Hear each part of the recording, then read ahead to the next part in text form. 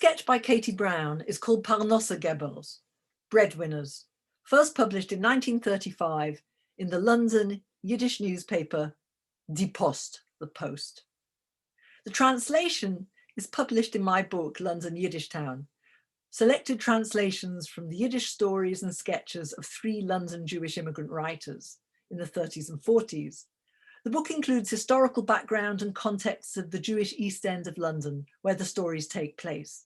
The book is due out in November 2021. Parnossagebels.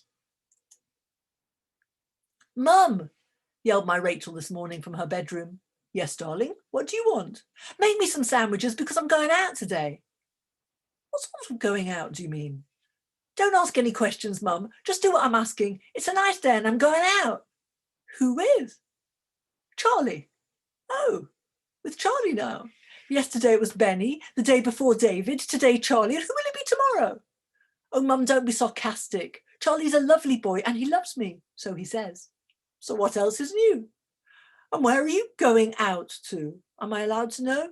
Hiking. And where is that? Which neighbourhood? Nowhere, Mum. You go off into the forest, through fields, along straight and twisty paths, walking until you get tired, then resting, and then going farther. What's the point in that? I can't see the fun in dragging yourself around the countryside. Rachel, just come here a moment. I want to ask you something. Rachel ran in laughing loudly, and when I saw her, I nearly fainted. She was wearing a pair of trousers with an open-necked man's shirt, a pair of large heavy boots, a rucksack on her shoulders, and a cigarette in her mouth. My daughter, I cried out in anguish, are you out of your mind? What's the matter with you? Have you no respect for your father and mother and God or for anyone? Oh my God, if your father would see you now, he'd die of shock. Oh, shut up, Mum, don't talk nonsense, my daughter answered angrily. You're so old-fashioned, but me, I'm modern. I'm much more comfortable in trousers, like you are in a dress. Rachel, I said bitterly, you should take off the trousers. I'm telling you, I won't put up with this. It's not fitting for a Jewish girl, and even more for you, whose grandfather was a rabbi. Are you listening or not? How many times have I told you not to call me Rachel, but Ray? You get it, Mum? Ray, not Rachel. You've been in London for so many years already and you can't talk like a normal person. It's disgraceful. I'm embarrassed in front of my friends when they come over here. There was a knock on the door. That's Charlie, Mum. You've got to be nice to him, okay? Speak to him in English because he doesn't understand Yiddish. And don't call me Rachel, she ordered. A young man came in dressed just like my Rachel. Charlie, this is my mother, Rachel introduced him. I wanted to get back at her, so I pretended not to hear. Mum, this is my Charlie, Rachel said angrily and threw me a hostile glance. I felt quite scared of her and gave a strange smile. You look exactly the same. I forced myself to laugh. Despite my anxiety, it's hard to tell which of you is the man and which is the woman. These strange modern fashions. That's all right, Mum. We won't make that mistake, said Charlie with assurance. What sort of mum am I to you? What cheek? The first time I see him, he already... You see, Mum, Charlie explained, I'm going out with your daughter and I'm sure it'll be okay.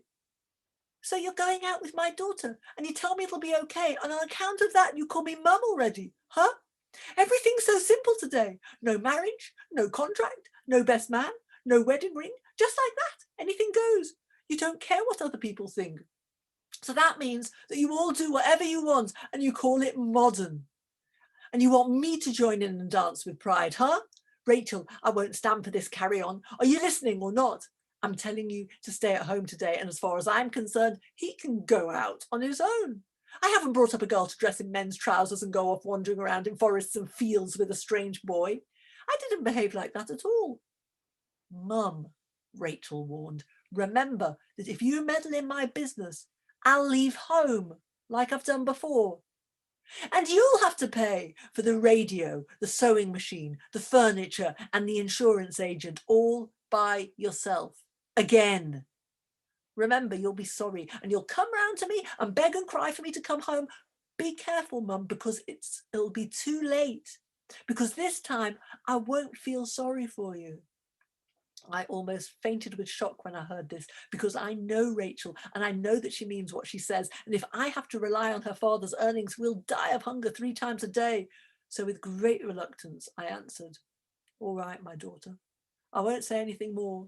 Yes, I'm sorry. I was upset and was talking nonsense. And I promise you that I won't do it anymore.